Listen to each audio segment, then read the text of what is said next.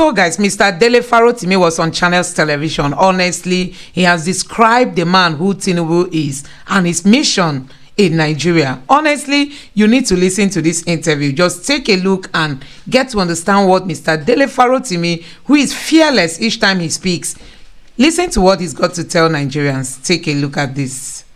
If you look at where the country is today, where we are, would you say that we are on course to that great Nigeria that I believe most of us, if not all of us, have dreamt about? I'm 56 years old this year. And in my entire lifetime, we've never been further away from the path to greatness than we are today. The future of Nigeria appears more bleak today than it has ever been in my entire lifetime. I'm a student of history too. And with the possible exception of the period during which Nigeria fought a civil war, which is anything but civil, Nigeria has never been closer to the brink than it is today. So I am not very optimistic about the trajectory of my country. Okay, so I would like to deepen that a little bit. First of all, by saying, who and what circumstances will you hold responsible for that scenario that you have painted? And then later, I hope we get the time to talk about how do we get out of it. But first, who and what circumstances, Mr. Farotimi, do you hold responsible for the scenario you've painted? I think the first thing is that there are enough blames to go around. Each and every one of us are to blame to varying degrees. But the most important thing that is responsible for where we are today is the complete breakdown of the rule of law. Nigeria, as it is today, is not ruled by law. It is ruled by impunity. It is ruled by the will of men and not by any institution or state or by the laws. And we have copious laws on our books. So it's not for the absence of the law. It's not for an absence of courts, but it is for the absence of the fact that there is simply no rule of law in Nigeria. The first thing that must exist in a space before you can speak to either democracy or citizens is the presence of the rule of law in that space. We are in a country where I cannot expect to get justice in the courts because the courts are no longer interested in imposing or ensuring the rule of law. That principal loss, more than anything else, is responsible for where we are today.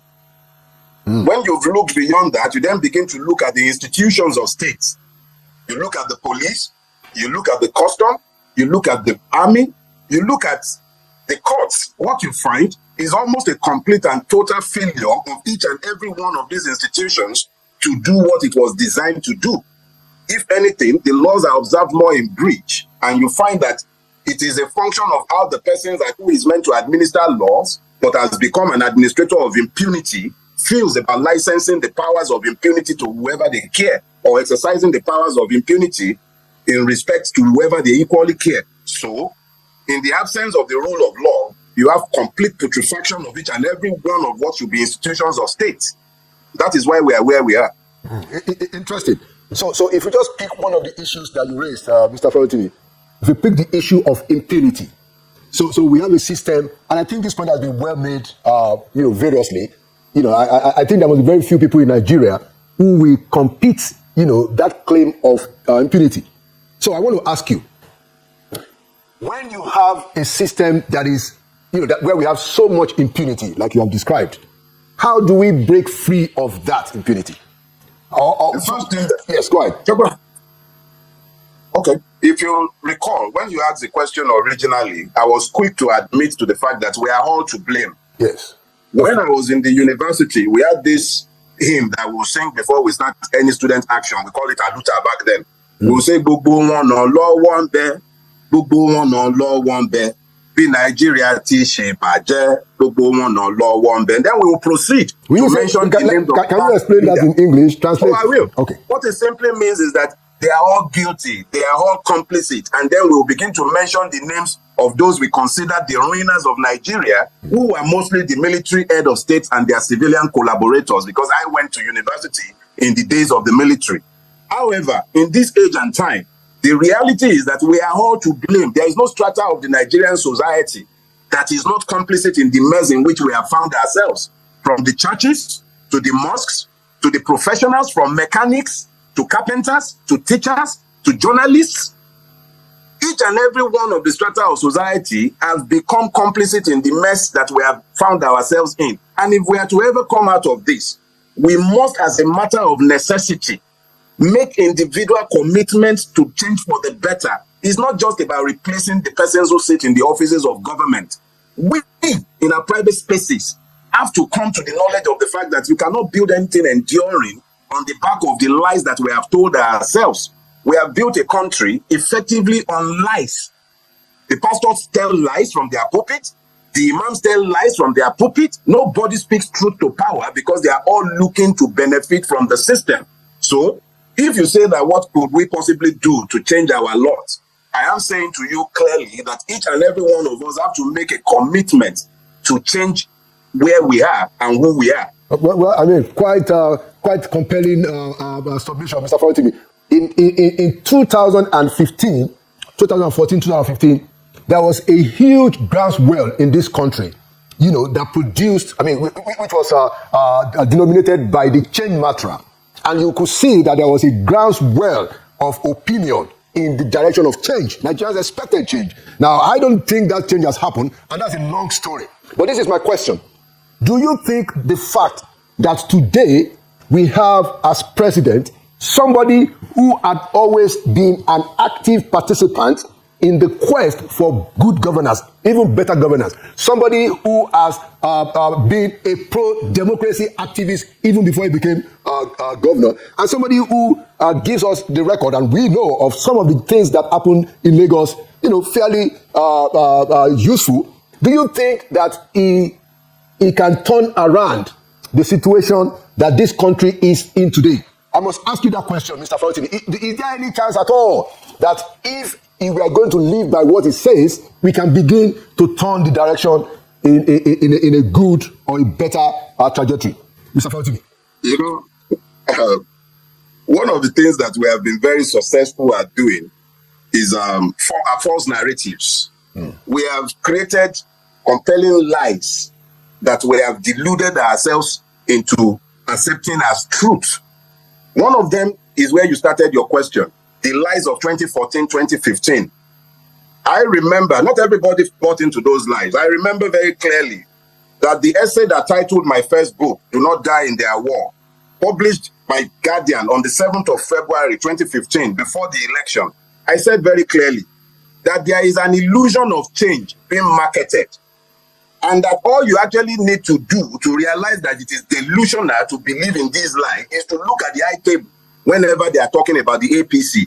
That each and every one of the persons sat on the high table is directly responsible for where we were as at that time.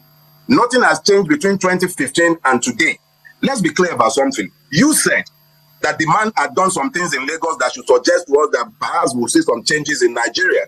I put it to you, sir. Lagos is the 5th largest economy in Africa. I've been told by multiple economists. What is it about the services and infrastructure in Lagos is suggestive of it being the 5th best in Africa? Is it the healthcare delivery system? The man built Lagos, quote and unquote, but he hasn't built a single healthcare facility in Lagos in 20-something years that is capable of treating his own many ailments. That is one.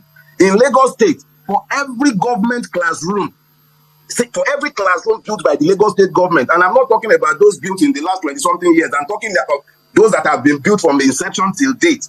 For everyone, there are at least 4 private classrooms. That is telling you the total failure of the educational system in Lagos State is almost completely privatized. The ones that are in existence are so degraded that nobody who can afford it will send their children to those schools. That is what has been built in the last 25 years. When you now begin to look at the road infrastructure in Lagos State, my neighborhood, the Lekki-Ekpe axis, they've been building the single road in and out of my neighborhood for over 16 years. It's not been completed. It's a nightmare to travel that road. Those are the examples you have to look at when you begin to look at what he might be able to do at the federal level. The finances of Lagos State remains one of the most opaque in Nigeria. What is happening is that in the midst of the rot that Nigeria has become, we've been pointing to the lies and propaganda being told of a Lagos that has been built and that will be replicated at the federal level. They'll point at some moribund rail lines. Let's talk about that. 16 or 17 years, at God knows how much inflated cost, they built the blue line. They're talking about a red line now. Question is, how much of that red line actually belongs to the federal government? How much of it was built by Lagos State government? At what cost? Fact of the matter is that if we actually look to the evidences of our eyes and we look to what we see within the state that the man has superintended for over 20 years in one form or the other, whether as governor or as godfather. Reality is that he should tell us that we should expect nothing in Nigeria. And the evidence of the last 9 months are unimpeachable and cannot be denied. I know that the convenient excuse is always that Buhari had damaged it and is repairing it. But who brought Buhari? Who was the chief marketer of Buhari in 2014, 2015 when the change lie was sold to Nigerians?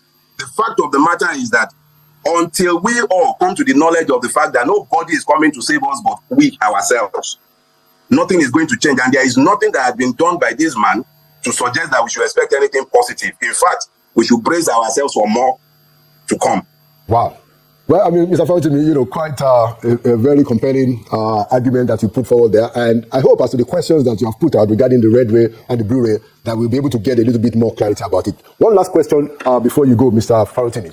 So, do you subscribe to any kind of political reforms, that might help the people to get out of what is clearly, something that is not worth the while, based on your description?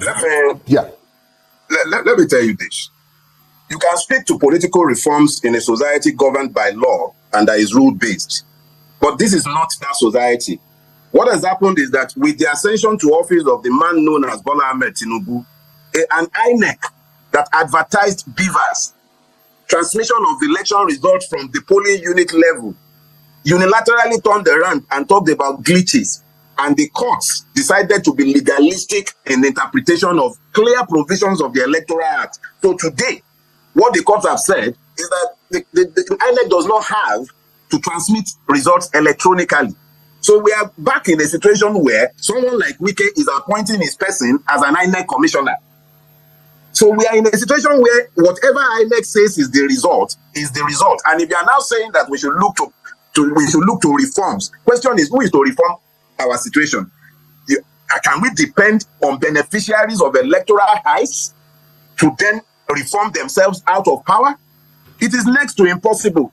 I have spent my time since after the election seeking to educate the Nigerian people to understand that they are the only ones who can rescue themselves from this mess. Nigeria is already headed almost inexorably towards a catastrophe.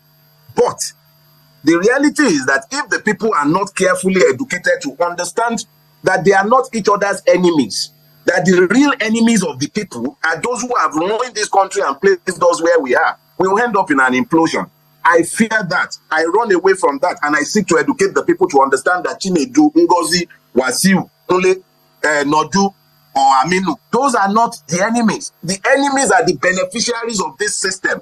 This system has to end one way or the other before Nigeria can be rescued. The beneficiaries of this system, both within and outside Nigeria, are taking too much pleasure, and they have no deterrence. They have nothing to gain from reforming it. They've successfully weaponized ignorance and poverty against the people, and they are not they are so hard-headed. They cannot even see what is in their own enlightened, selfish interest, and they believe that they can sustain this evil reign.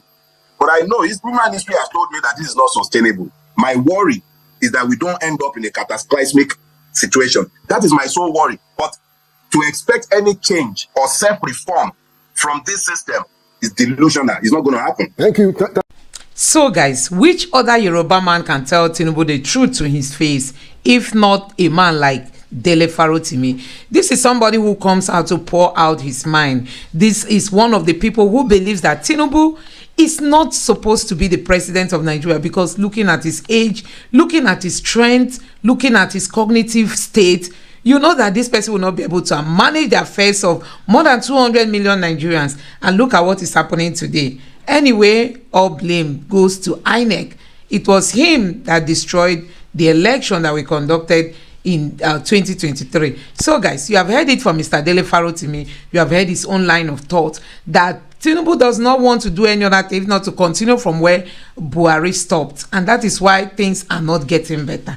You can imagine getting into office after seeing everything that happened under Buhari. You are not talking about insecurity. You are not talking about bringing back the IDP camps, to their respective home. You are not talking about ending this banditry. You are not talking about boosting the economy, and so many lapses that we've seen in this government. So guys, let me know what you have to say about this video. Don't forget to drop your thoughts in the comment section below. Please subscribe to the channel and turn on the notification bell. Thank you.